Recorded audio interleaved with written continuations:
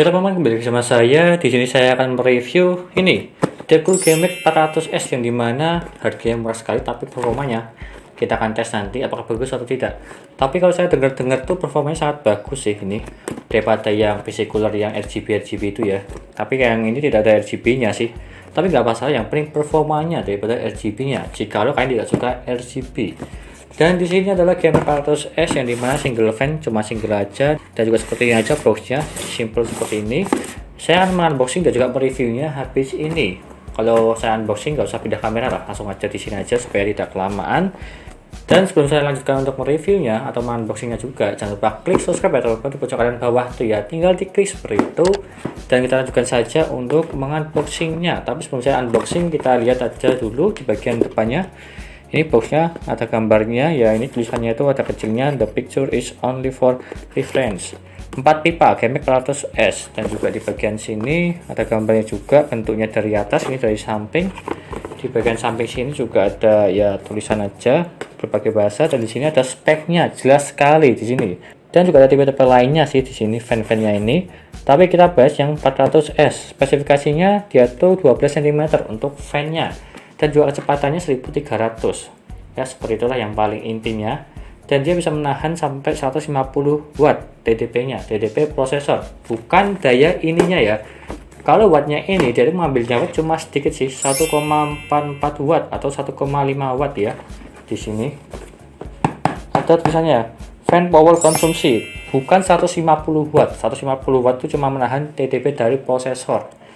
Dan di sini menggunakan 3 pin ya, standar lah semuanya seperti itu. Dan juga support AM3 sampai AM4, kalau yang Intel sampai 1200 Gen 10 ya, seperti itu aja. Ini seperti ini. Dan juga harganya ini ya, harganya itu sekitar 220.000. Silahkan beli aja. Kalau kalian suka yang RGB, silahkan cari yang PC cooler. Karena saya tanpa sponsor dari Deadpool juga, saya tuh memang memberi referensi. Suka yang RGB, silahkan PC cooler yang GIX4S. Kalau yang tanpa RGB dan juga performa bagus, mungkin ini ya. Mungkin, karena saya juga belum mencobanya, belum reviewnya juga. Jadi kita unboxing aja langsung. Dan juga reviewnya habis ini. Seperti ini isinya, single. Ini. Seperti ini aja. Kita ambil dulu di bagian isinya ini. Ada buku manualnya, garansinya nggak tahu ada nggak buku garansinya, nggak ada kayaknya. Ini buku manualnya. Ini ada bracketnya semua, AMD, Intel, dan juga ada thermal paste-nya.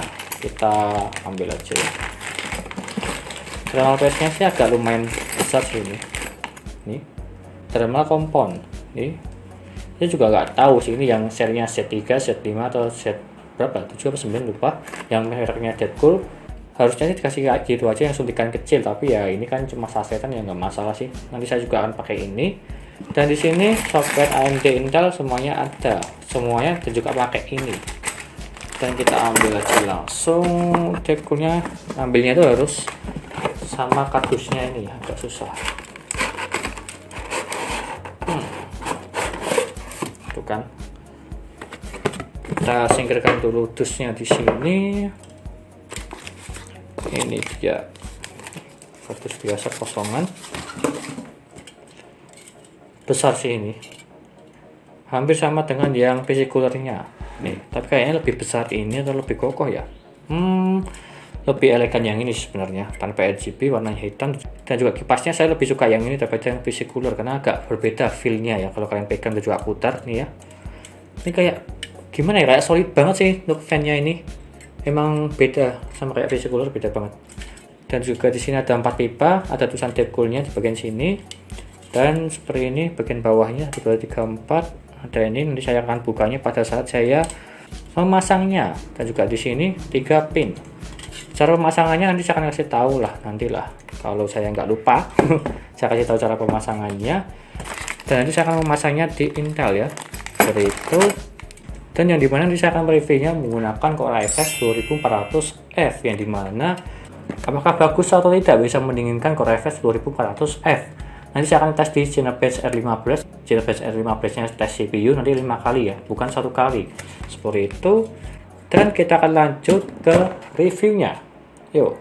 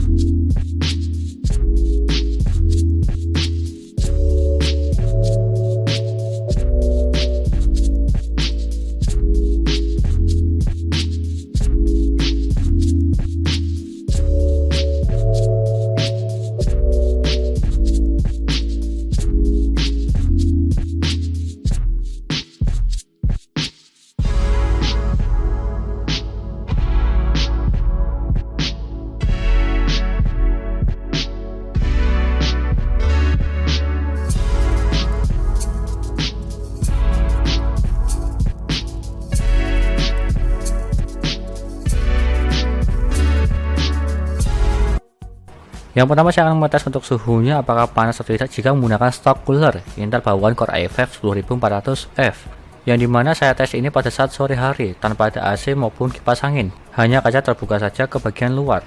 Dan yang pertama untuk stock cooler Intel dia mendapatkan 37 derajat.